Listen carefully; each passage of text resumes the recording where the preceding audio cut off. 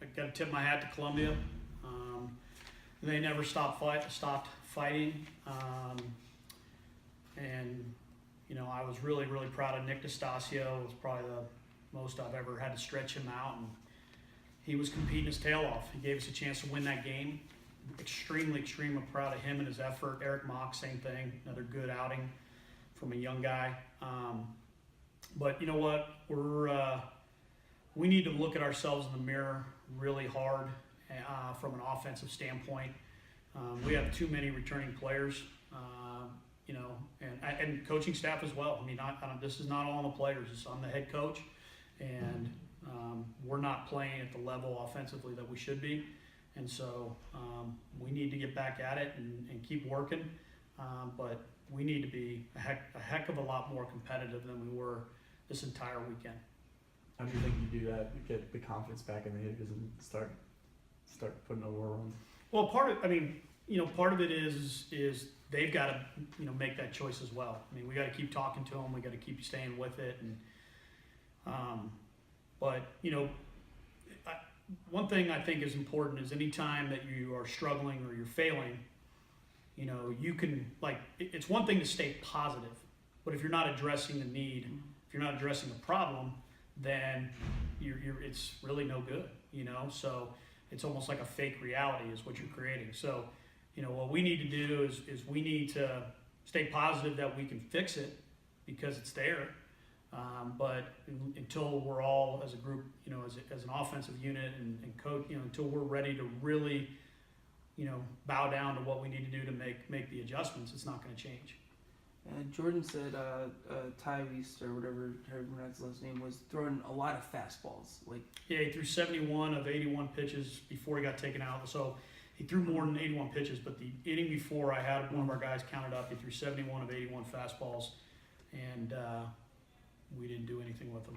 Was he hitting the corners? It didn't look like it. I mean, you know what? The kid's very competitive. I mean, but you know, hey, he did his job. Mm-hmm. The batter's interference. Now, I looked up the rule. It was incorrect. What did that do, if anything, to the momentum of the game? I mean, we ended up taking the lead later, Mm-hmm. you know, so, but, you know, that's not why we didn't play well. Mm-hmm. You know, again, when you have two hits against a guy throwing predominantly fastballs, and you're doing it with a team that, you know, that should be able to handle that, that's where our problem was. I mean, we had good starting pitching, I thought. Eric gave us a good outing, and Stas was great out of the bullpen, and got to do a better job offensively, much better job. Mm-hmm.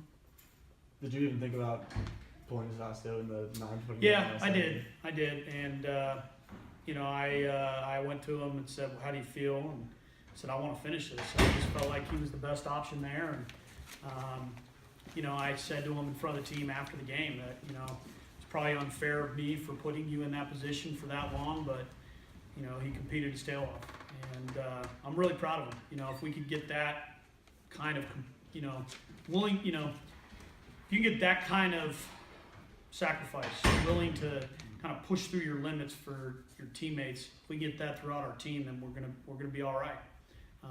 So, you know, again, I'll take the brunt of him, you know, kind of running out of gas there, but man, he fought his tail off.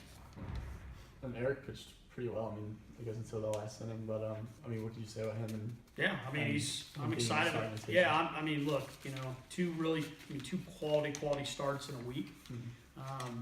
You know, and you know, he's such a fiery, competitive guy. You know, he wanted to stay in the game, but you know, this is a young kid that we want to pitch for a long time, and you know, we're going to keep him at a low pitch count until we can build him up correctly.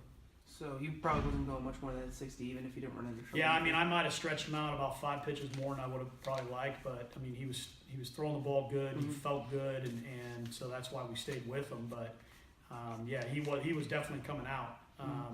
If he had gotten through that inning, he was coming out regardless. Okay. And now, any update on Mason? How's he feeling? And you know, still just day by day. I mean, he's working hard in treatment, working hard. You know, he was out today doing some bunting stuff, and he's working hard, and you know, he's a guy that you know, we just need to get him healthy. Mm-hmm.